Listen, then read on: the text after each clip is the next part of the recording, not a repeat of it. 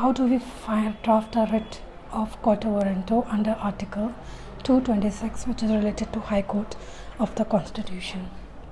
Then another question we have, bail application. So I'm reading this, that for the quoto warranto, like it is associated with the High Court, so we could write for the first that in the High Court of Delhi at New Delhi.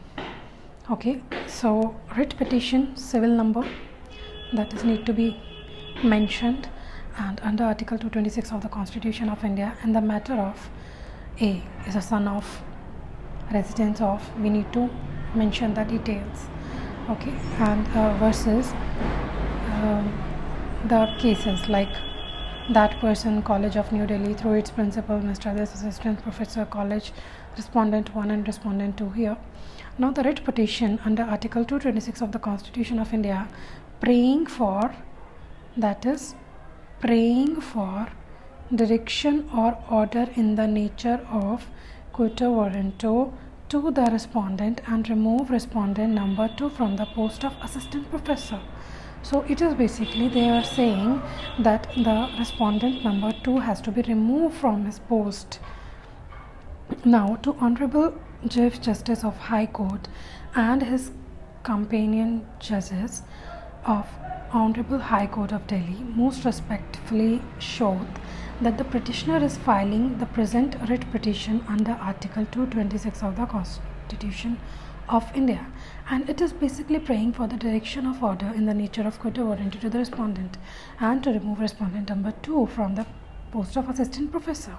Now the petitioner is a law-abiding citizen of India and also residing the above address, that on the respondent number 2 has been appointed as assistant professor with the respective college. Copy of the appointment letters has to be attached. Now the respondent number 2 has not qualified NET, that is net examination, and he is not eligible to appointed as an assistant professor as per the UGC regulations.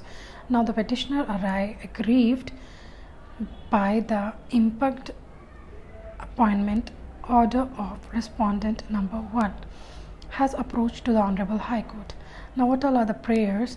That is, in view of the facts and circumstances stated above, it is most respectfully prayed that the Honorable Court may be pleased to issue a writ in the nature of quoto warranto to the respondent to remove respondent number 2 from the post of assistant professor, and other relief order or directions in this court may deem fit and proper under the facts and circumstances of the case.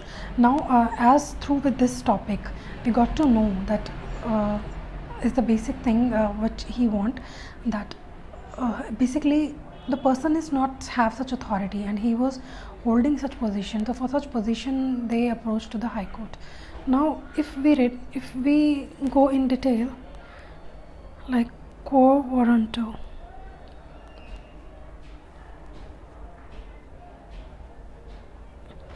we have to go a little detail about what this writ basically says.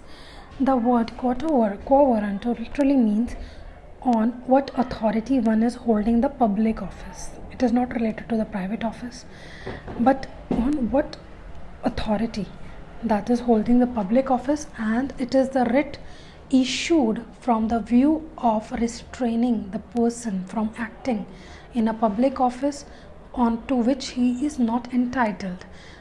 Example here, they are also given that the person of 62 years has been appointed to fill a public office, whereas the retirement age is of 60 years. So now the appropriate High Court has a right to issue a writ of quoto warranto against a person and declare the office vacant. So this is one of the example they have given here, that on what authority. Quo warranto has a meaning by what authority. Quo warranto, that is by what authority. So this is writ, we have done this, and now we have another question, that is of the bail application.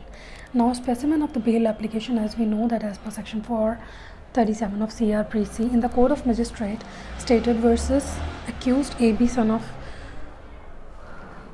aged residents of police station, FIR number in the matter of petition Bail of accused AB. During the police inquiry, the humble person of AB of accused above named most respectfully showed. Now that the petitioner was arrested by the police on 5th March on a mere suspicion, that is mere suspicion it was, so it is further stated that nearly a month has passed and after the arrest, but the still investigating officer has not submitted a charge sheet. They have just elaborating that charge sheet file here, although we could not be necessary that we mention this thing. Now the petitioner, you are not identified by imitative house affair. The burglary is alleged to have taken place, nor was incriminating articles found in his house. Now that your petitioner has reason to believe that, okay, now there is a verification has also been done.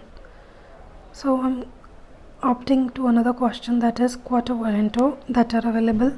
We need to explain the 4 types of writ: express, quo warranto. Quo warranto we have already discussed, so we need to explain the rest 4 writs as per the article 32, that is related to the Supreme Court of the India. Now the question that we know that as mentioned in article 32 and 226 of the Constitution of India, writs are in the nature of habeas corpus.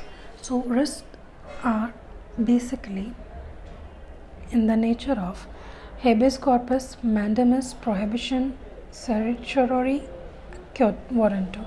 Now brief discussion of each is that habeas corpus, we know that the writ of habeas corpus is a remedy.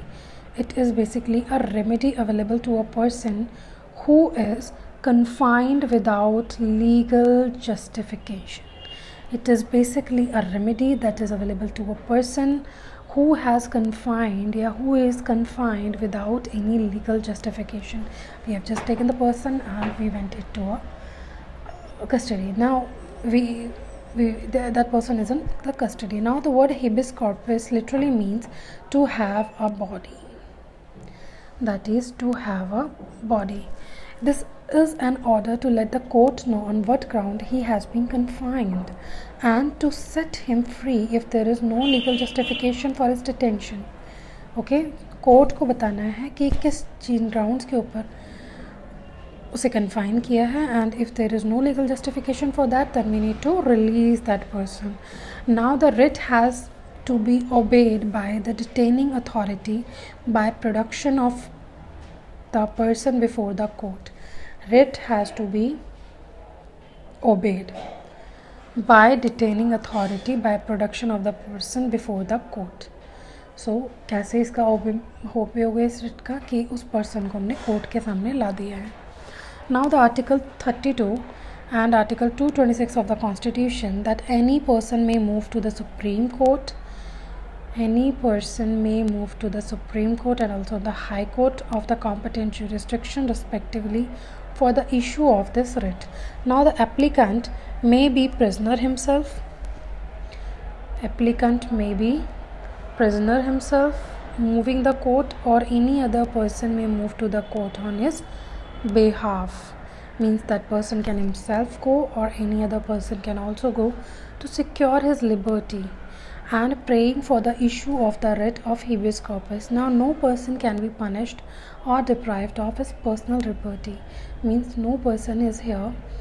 This is the very important line of this topic, that is that no person can be punished or deprived of his personal liberty except for the violation of any law in accordance with the due process of law. Disobedience of the rest of habeas corpus attracts punishment under the contempt of court.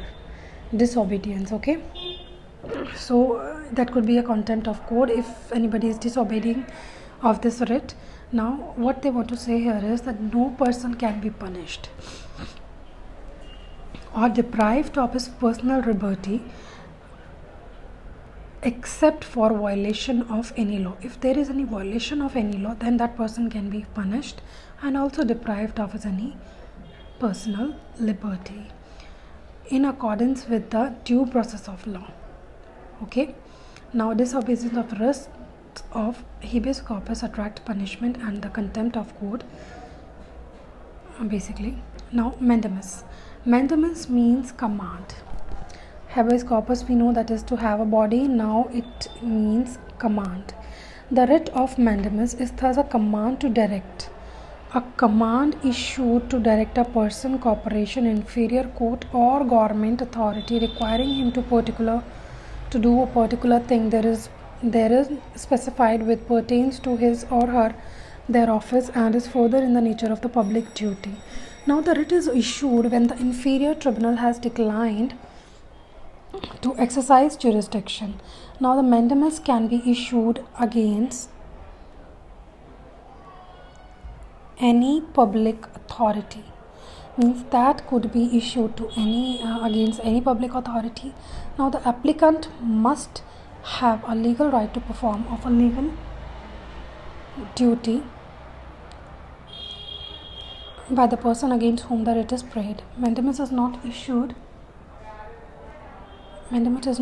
if the public authority has a discretion. Mandamus can be issued by Supreme Court and all the high courts to all the authorities.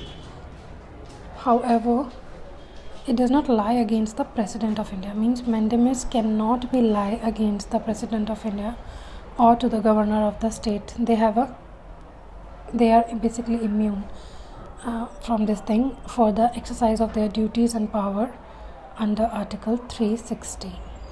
It does not lie against a private individual or body except wherein state is in collusion with such private party in the matter of contravention of any provision of the constitution or any statute. It's a discretionary remedy, basically. It's a discretionary remedy and the court may refuse if any alternative remedy exists except in case of infringement of fundamental rights.